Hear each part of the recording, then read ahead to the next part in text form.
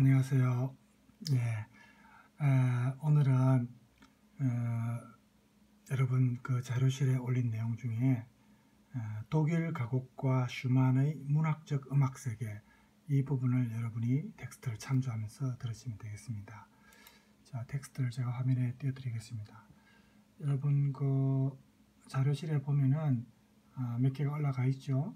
그 텍스트 중에 제목이 독일 가곡과 슈만의 문학적 음악 세계 이 부분을 여러분이 이제 참조하면서 들으면 되겠습니다. 제가 화면에 지금 그 로베르트 슈만의 이제 사진을 올렸습니다. 그래서 우리가 가곡하면은 사실은 독일이 유명하죠. 여러분들 유명한 가곡을 이렇게 들어보다 보면 전부 독일어로 된 가곡을 많이 들을 겁니다. 그죠? 그래서 그런 거 보더라도 가곡이 이제 독일 사람들이 작곡가도 유명한 사람이 많고 또 노래도 이제 독일어로 된 경우가 많다는 걸 알 수가 있는데, 그래서 오늘 이 독일 가곡이 그냥 순수하게 음악과만 연관되는 것이냐 아니면 독일 문학과도 연관성이 있느냐, 이 부분에 대해서 우리가 알아보고자 합니다. 일단 여러분 슈만에 대해서는 여러분들이 어느 정도 지식이 있는지 모르겠습니다. 슈만과 관련된 사진들을 제가 잠깐 보여주면, 자, 여기 이제 사진이 아니보다 이제 이건 초상화입니다. 사실은 그죠? 초상화고 대부분 그 당시에는 뭐 카메라가 발달한 시기가 아니니까 이렇게 사진으로 보통 많이 남아 있습니다. 그죠? 또 다른 경우도 한번 볼까요? 자, 이 우표에서 이제 나오는 사진들이고,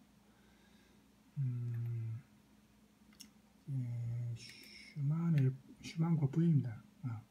클라라 슈만이죠. 이제 젊은 시절의 슈만입니다.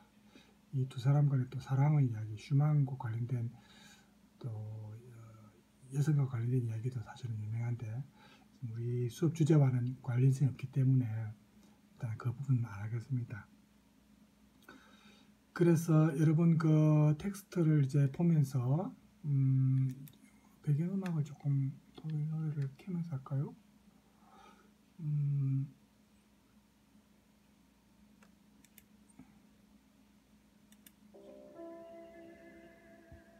노래가 들리죠?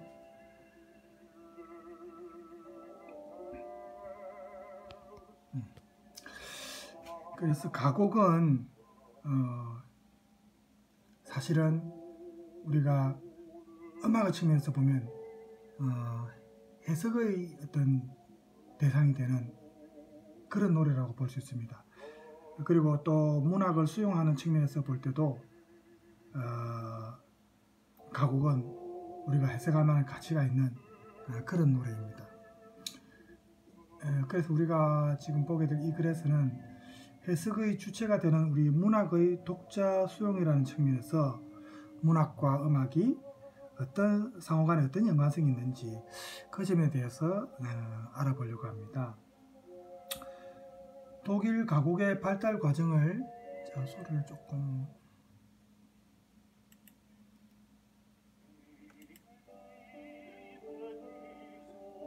신성호 노래 앞에 나오는 부분이죠.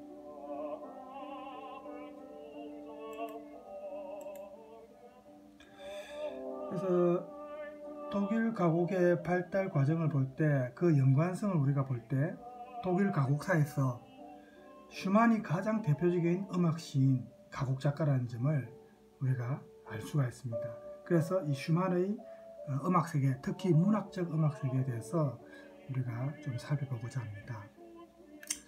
자, 슈만 사진을 그래도 띄우는 게 낫겠네요, 그죠? 지금 슈만 하니까. 자,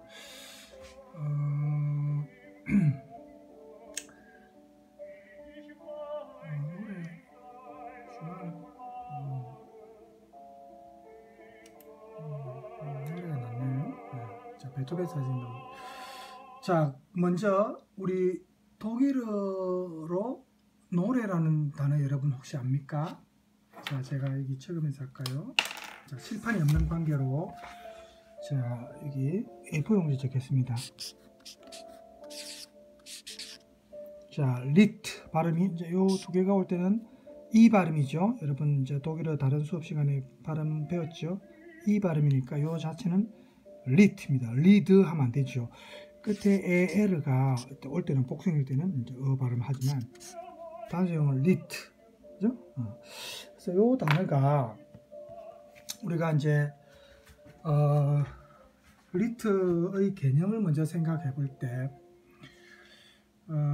역사적으로 이 리트는 문학적, 음악적 차원으로 볼 때 의미가 하나가 아니고 복수의 의미를 담고 있습니다.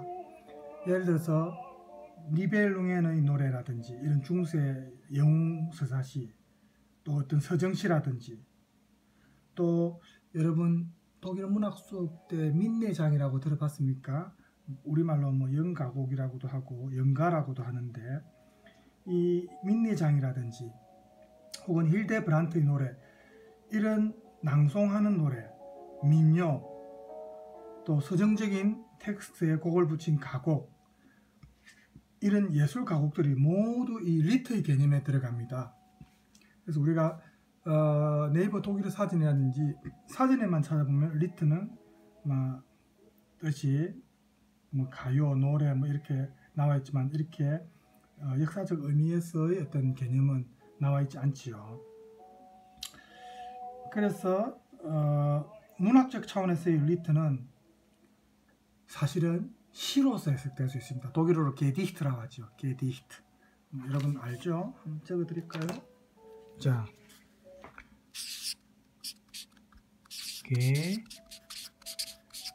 게디히트, 그죠? 독일어로 게디히트라고 합니다. 그래서 이런 시로서 문학적 차원에서는 이 리트가 시로 이해가 됩니다. 하지만 음악적 차원에서의 리트는 굉장히 포괄적인 의미를 띱니다. 그래서 사실은 리트의 개념을 정의한다는 것은 사실은 쉽지 않습니다. 또 오늘날 시각에서도 이 리트를 문학과 음악을 포함한 상위 개념으로 볼 것인가, 아니면 음악적 장르로 한정해서 볼 것인가 하는 문제는 여전히 논의의 쟁점이 되고 있습니다. 조금 더 낮추겠습니다. 그래서 우리가 19세기의 그림 형제의 독일어 사전에 보면 리트에 대해서 4가지로 규정을 해놨습니다. 개념을. 그 중에 보면 리트란 노래를 위해서 하나 혹은 여러 개의 연으로 구성된 서정시들이다, 이렇게 개념 정의를 내린 곳이 있고, 그 다음에 노래를 위한 서정시들이다, 이렇게 풀이한 경우도 있습니다. 이거는 이제 음악과 문학의 결합을 의미를 담고 있다고 볼 수 있습니다. 그런데 가곡은 기악곡과는 달리 그 노랫말이 직접 청중의 마음에 와닿으면서 이 청중의 생각도 바꿀 수 있는 그런 힘을 지니고 있습니다. 그래서 가곡 작곡에 있어서 시 자체를 음악보다 더 중요하다고 볼 것인가, 아니면 가곡 자체를 시보다 더 중요하다고 볼 것인가, 이게 사실은 논란의 여지가 있었고, 그래서 이러한 관점은 시대에 따라서 달랐습니다. 또 작곡가에 따라서도 생각이 좀 달랐습니다. 그래서 초기의 가곡 작곡가들 같은 경우에 이제 칼 프리드리히 첼트라고 있었습니다. 사람 이름인데 첼트. 그래서 이 첼트는 시 텍스트의 중요성을 좀 더 강조한 사람인데, 그래서 독일의 대문호인 괴테가 이 첼트의 가곡을 굉장히 좋아했습니다. 괴테가 특히 첼트의 가곡을 이렇게 좋아한 이유는 시인의 언어에 이 음악적인 것이 엄격하게 속하게 되는 그러한 이 첼트의 작곡하는 원칙이 서정시의 의도에도 맞기 때문에 괴테는 이 첼트의 가곡을 굉장히 좋아했답니다. 실제 18세기의 많은 가곡에서 문학가가 작곡가보다 더 훌륭하거나 적어도 같은 수준에서 평가된 것을 보면 우리가 이런 점을 이제 이해할 수가 있습니다. 자, 슈만 슈만하고 자, 이렇게 조금 다양하게, 그죠? 네. 자, 그래서 독일 예술 가곡의 역사를 볼 때 작곡가들이 어떻게 시와 음악의 균형을 맞추기 위해서 노력했는지, 예? 우리가 독일 예술 가곡사를 보면 어느 정도 추측을 할 수가 있는데, 슈만은 음악보다 텍스트의 의미를 낮게 평가하지도 않았고, 또 반대로 음악을 텍스트에 속하는 걸로 보지도 않았습니다. 어떻게 보면 아주 중립적인 위치에서 평가했기 때문에 이게 어떻게 보면 슈만의 업적 중에 하나라고도 볼 수 있는데, 한쪽으로 기우지 않았기 때문에. 하지만 결과적으로 서정시와 가곡과의 관계에서 훌륭한 시가 있어야만 좋은 가곡이 나왔다, 이렇게는 볼 수 없습니다. 왜냐하면 당시 대중적 인기가 있었던 빌헬름 뮬러의 연작시에 곡을 붙인 슈베르트의 연가곡, 유명한 곡 있죠. 아름다운 물방앗간 아가씨라든지, 독일어로 원어는 이제 Die schöne Müllerin, 그 다음에 겨울 나그네도 있죠. Winterreise, 원어로 Winterreise. 원어를 적어 드릴까요? 원어는 독일어 그래도 전공이니까 원어를 해야 안 되겠습니까? 그죠? 윈트, 영어 윈트죠. 그 다음에 라이즈, 이게 여행이죠.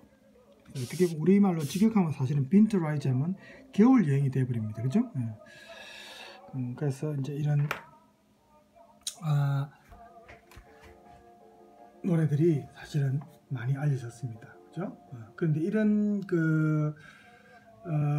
슈베르트의 연가곡이 시의 질적 의미와는 상관없이 정말 곡 자체가, 그죠? 운율이, 리듬이, 노래가 정말 새로운 아름다움을 만들어냈기 때문에 아까 말했다시피 서정시와 가곡과의 관계에서 훌륭한 시가 있어야만 좋은 가곡이 나온다, 이렇게는 볼 수 없죠. 사실은 작곡이 얼마나 중요합니까? 물론 작사도 필요하지만. 그래서 또 더 나아가서 가곡 작곡가는 자신의 음악적 언어에 적합한 시 세계에서 유사한 영혼을 발견한다든지, 시가 본래 의미하는 바를 독자가 놓치고 지나가는 부분을 좀 더 환기시킴으로써 시를 돋보이게 할 수도 있습니다. 이런 점에서 가곡 작곡가는 정말 탁월하고 적극적인 문학의 수용자다, 또 문학을 해석하는 사람이다, 이렇게 우리가 볼 수 있습니다. 가곡사에서 볼 때 특정 시인들의 작품들이 특정 작곡가와 연관되어 있는 것을 우리가 많이 볼 수 있습니다. 예를 들면 슈베르트는 괴테나 뮬러하고 좀 연관성이 많았습니다. 그죠?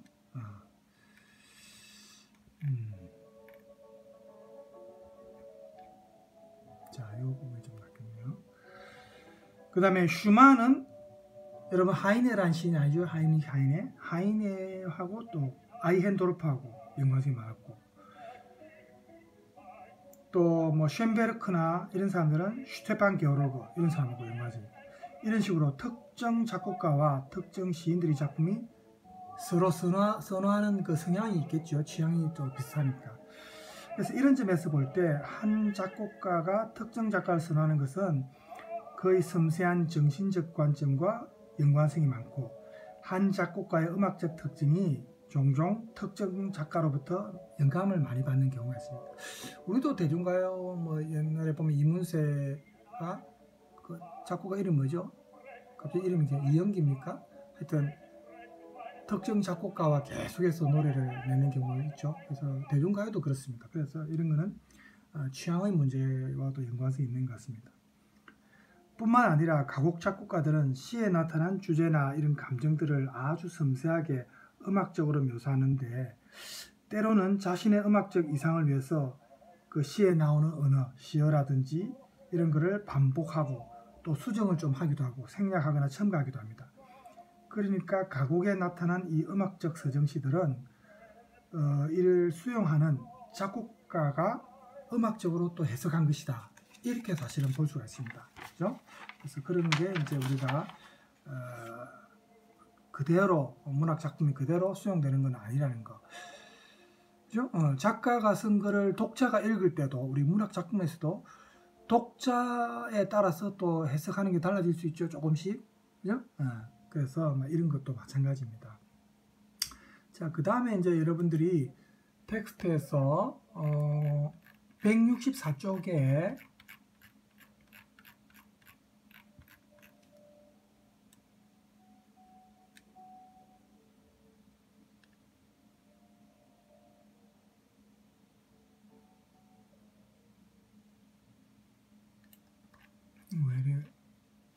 너무 많이 왔네요.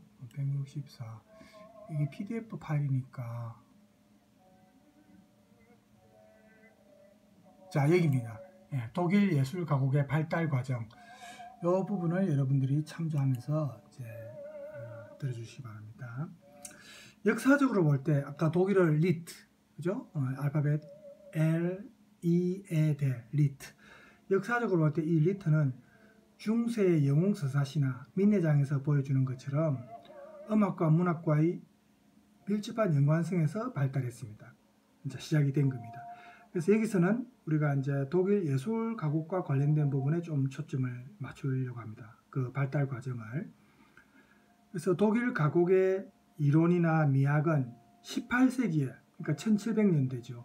이때 이제 시작이 되었고, 이것은 역사적으로 볼 때 국가의 정체성, 민족주의 의식, 이렇게 이제 그 당시에 18세기 시작되었기 때문에 그 당시의 정신사적 그 어떤 분위기하고도 관계가 있습니다.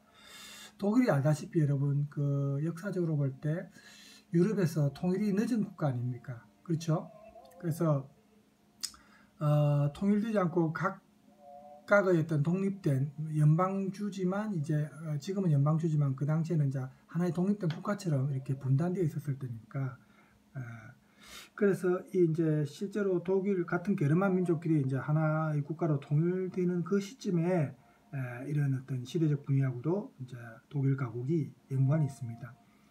그 당시 이제 유명한 문인 중에 여러분 이제 괴테의 서성이기도 하지요. 슈투르트 드랑의 이제 사조와 관련해서 서성이기도 한 헤르드는 같은 언어를 사용한다는 것은 같은 이념과 같은 어떤 정신을 공유한다 이렇게 보고 이것을 민족 정신이라고 불렀습니다.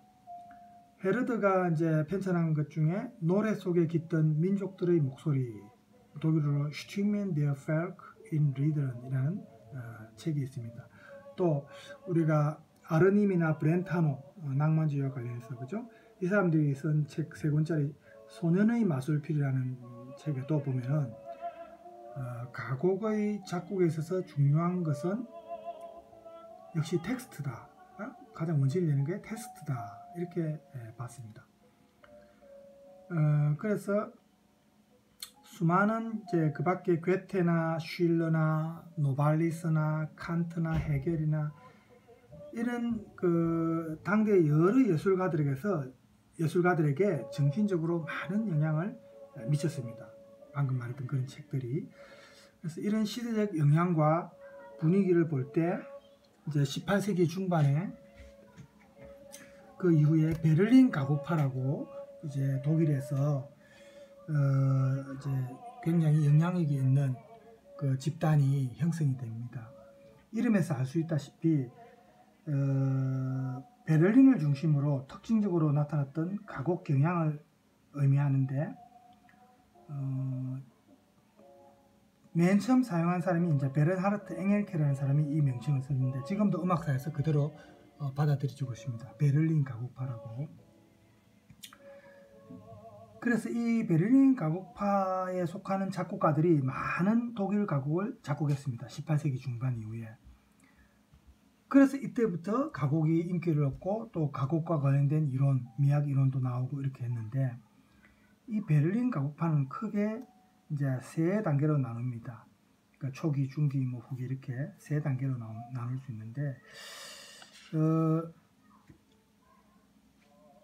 초기에는 민내장에서 아까 연가라고 했죠. 우리말로 번역하면 민내장에서 나타났던 그 말과 음의 일치 이걸 강조했지요. 그렇지만 두 번째 베를린 가곡파는 괴테나 슐러, 클롭슈톡 이런 사람들의 텍스트에 곡을 붙였습니다. 이때부터 이제 문학가와 음악의 이제 연관성이 두드러집니다. 특히 작곡가와 시인으로서 아까 말했던 그 첼터 그리고 괴테는 서로 30년 가까이 서로 편지를 교환할 정도로 그렇게 서로 이제 친근했고, 또 슈베르트도 괴테 시에 많은 곡을 붙였지만 괴테는 역시 첼터의 가곡을 가장 자기가 선호했습니다. 너무나 자기에게 즐거움을 주었다고 했죠. 그래서 괴테가 첼터에게 보낸 편지를 보면 이런 말이 나옵니다. 나의 노래들이 당신으로 하여금 멜로디를 붙이게 하였다면 당신의 멜로디들이 나로 하여금 많은 노래를 짓도록 하였습니다. 이렇게까지 격차를 했습니다. 그래서 이런 걸 통해서도 이제 두 사람 간의 긴밀한 관계를 우리가 알 수 있고, 또 헤르드와 괴테의 민요에 대해서 사람들이 많이 관심을 기울인 것은 역시 당대의 작곡가들에게도 역시 영향을 주게 됩니다. 그래서 이 시기의 많은 가곡에서 민요조의 음들이 많이 나타나고 특히 시인의 언어를 가장 중요하게 여겼습니다. 그래서 괴테의 서정시가 이때 많이 이제 가곡으로 작곡이 됩니다. 우리가 다음 시간에 또 독일 가곡 몇 곡을 연습을 하게 될 건데, 이때 보면 또 괴테의 시들이 가곡에 많이 이용된 것을 알 수 있습니다. 뭐 보리수라든지 우리가 보면 이제 뭐 많이 나옵니다. 한편으로는 괴테를 비롯한 문학가들의 정신적 영향력이 음악가들보다 당대 사회에서 우세하였고, 다른 한편으로는 가곡이 음악 장르로서 아직 정착되지 않았기 때문에 문학이 음악보다 좀 더 우월한 위치를 차지하고 있다. 이렇게도 우리가 사실은 생각할 수 있습니다. 대체로 베를린 가곡파의 작곡가들은 가곡이란 가장 단순한 성악 형식으로 보면서 시에 붙인 곡조다 혹은 단순하게 음악적으로 재현한 것이다 이렇게 받아들였습니다. 초창기에는. 그래서 이런 분위기가 그 당시에는 많은 사람들이 공감을 얻었죠. 지금과는 조금 다르죠. 그래서 독일 예술 가곡으로의 발전은 사실상 이 베를린 가곡파 그리고 여러 다른 음악가들의 활동하고 18세기의 어떤 정신사적 발전하고 다 연관성이 있다 이렇게 볼 수 있습니다.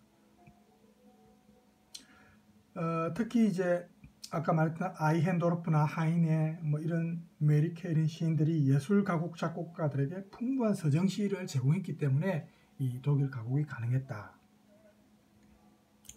특히 괴테의 시가 하이네 다음으로 많이 작곡이 되었습니다. 하이네 시도 가곡에 많이 이용이 됐지만 괴테의 시도 굉장히 많이 이용되었습니다. 그 이제 이유 중에 이제 우리가 인용된 부분을 잠깐 보니까 이런 말이 나오네요. 유연하고 서정적인 아름다움이 깃들어 있는 괴테 시의 그런 어떤 특징이 예술 가곡의 정신이 되었다. 뭐 이런 표현도 나옵니다. 그래서 이때만 하더라도 음악과 서정시의 결합이 독일 가곡과 더불어서 굉장히 역동성을 줬다는 걸 우리가 알 수 있고, 예술 가곡이 일반적으로 시와 음악을 혼연일체로서 피아노와 목소리가 서로 가깝게 독특한 관계로 전개됐다는 것을 우리가 알 수가 있습니다. 자,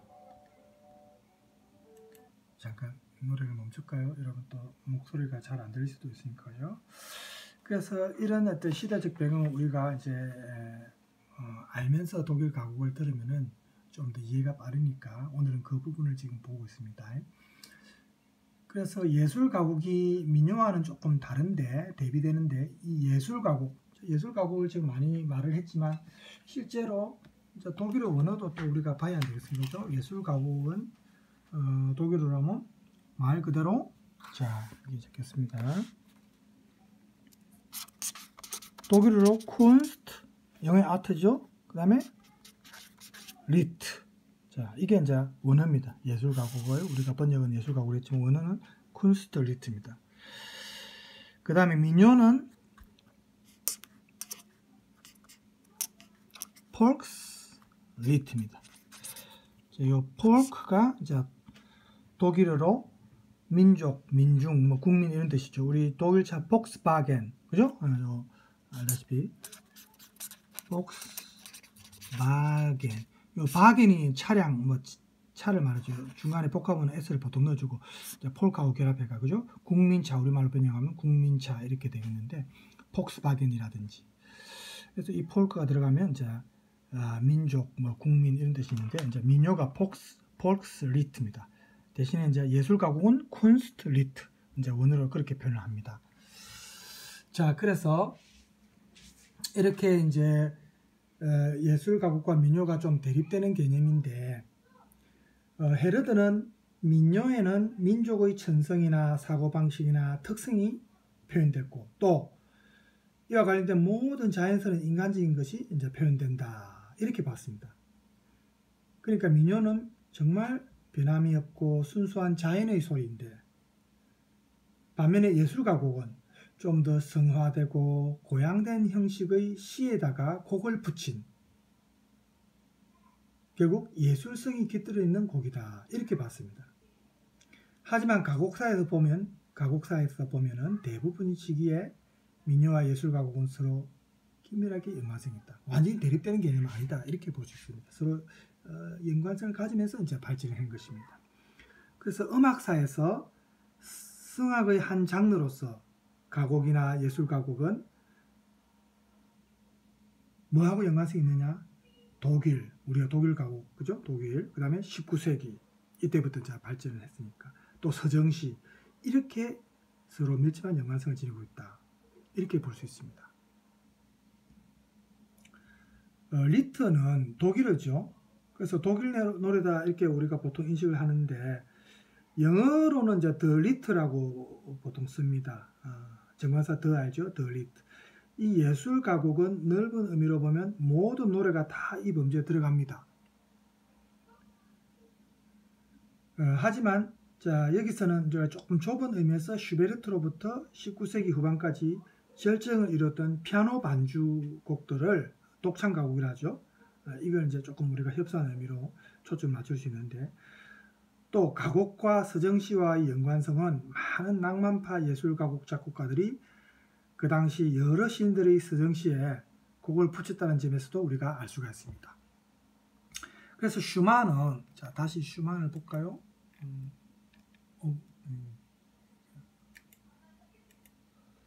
자 슈만이죠. 슈만이죠. 네. 요 화면이 요 그림이 조금 더 젊은 시절에 조상한 것 같습니다. 그렇죠? 슈만은 독일 낭만주의의 가장 중요한 공헌이 음악사에서 음악적 서정시의 발전을 이루게 한 것이다. 이렇게 봤는데 문학에서 낭만주의는 음악보다 약 30년 먼저 발전했습니다. 그래서 특히 음악과 시가 아주 가까운 친척간이라는 생각은 낭만적 예술 이론의 근본적인 개념입니다. 그래서 예를 들면 프리드리히 슐레겔이라든지 이런 사람들은 이 사람들은 작곡 작품을 그 음악으로 옮겨진 시의 번역이다. 뭐 이렇게까지 말을 했고 장 파울이라는 사람도 음악을 귀를 통한 낭만적 시다. 이렇게까지 표현을 했습니다. 그래서 전통적으로 볼 때 뭐 미사곡이나 오페라는 수백 년이 된 음악 장르고 사실은 교향곡도 1800년경에 새로운 장르가 이제 들어갑니다만은 새로운 장르에 가곡은 그야말로 슈베르트와 더불어서 음악사에서 처음으로 이제 중심에 놓이게 된다는 것을 우리가 알 수가 있습니다. 물론 하이든이나 베토벤이나 모차르트 이런 사람도 가곡을 썼지만은 이 사람들이 쓴 작곡들은 이 사람들의 주요 관심 분야는 사실 아니었습니다. 베토벤도 초기의 작곡 시절만 보더라도 가곡이라는 장르는 별로 크게 이 사람이 중요시하지 않았습니다. 그래서 베토벤이 가곡에 속하는 약 70편 정도 곡을 썼지만 이걸 뭐 가곡이나 가창이나 또는 베토벤 작곡에 무슨 시에 붙여진 음악 이렇게 표현한 걸 보면은 베토벤도 역시 이 장르를 어떻게 정의해야 할지 확실히 그 개념을 정리 못한 것 같습니다. 그래서 우리가 가곡이라 할 때 이 가곡의 역사에서 예술 가곡의 탄생은 결국은 1814년에 슈베르트가 괴테의 시에 곡을 붙인 물레 감는 그레첸, 원어로 하면 그레텐 암 슈핀라드인데 이때부터 이제 시작이 되었고 예술 가곡은 이제 슈베르트를 시작으로 해서 우리가 지금 하고 있는 슈만 그 다음에 브람스, 리하르트 슈트라우스 이런 사람들에 오면서 이제 절정을 이룬 황금기를 이뤘다 이렇게 볼 수 있습니다. 이제 19세기 말에 이르면 가곡의 작곡 방향이 피아노 반주 가곡보다는 이제 우리가 알고 있는 리하르트 바흐는 알죠? 바흐는 악극처럼 이제 규모가 큰 오케스트라 연주를 이제 동반하는 음악, 어느 음악으로 이제 넘어가게 됩니다. 그래서 지금까지 이어져 오고 있죠. 그렇죠? 그래서 1950년에 그 이후에 보면은 예술 가곡 장르가 전체적으로 이제 이전의 예술 가곡 장르는 조금 퇴조합니다. 이렇게 낭만주의 독일 예술 가곡은 20세기를 넘어서부터는 조금 세력이 약해집니다. 하지만 서구 세계 전체 작곡가들의 작곡 컨셉에 아주 강한 영향을 미쳤고 또 그 컨셉을 바꾸도록 또 영향을 미쳤기 때문에 음악사에서 정말 큰 발자취를 남겼다 이렇게 볼 수 있습니다. 자, 이 정도 이제 우리가 역사적 발전 단계 가곡과 관련해서 이 정도 해두고 다음 시간은 독일 예술 가곡사에서 서정시와 음악의 일체성을 가장 잘 보여준 대표적 작곡가였던 슈만의 문학적 음악 세계 여기에 대해서 알아보겠습니다. 특히 우리가 지금 했던 그 독일어 리트 있죠. 여러 가지 언어로 번역될 수 있지만 리트의 어떤 특징이라 할 수 있는 말과 음의 일치, 음악의 일치에 대해서도 이때 같이 알아보도록 하겠습니다. 그래서 본격적인 슈만의 문학적 음악 세계에 대해서는 우리가 다음 시간에 좀 더 구체적으로 하기로 하고 오늘은 이 정도에서 이제 마치겠습니다. 여러분 남은 시간 즐거운 시간 되시고 건강 유지 잘 하시기 바랍니다. 수고하셨습니다.